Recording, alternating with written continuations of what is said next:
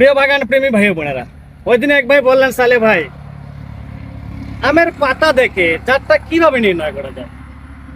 এবার একটু কাছে আসেন।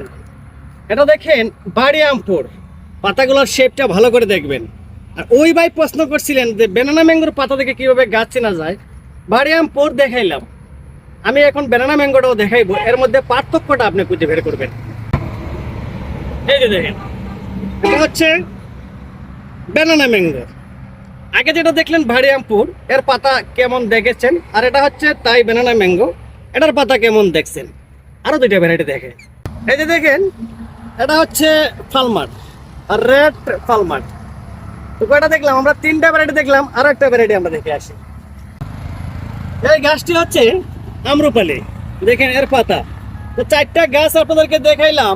আশা করি আজকের ভিডিওটি দেখার পরে যদি গাছ কিনতে চান, এই ভিডিওটি দেখে দেখে গাছের জাতটাকে শনাক্ত করতে পারবেন।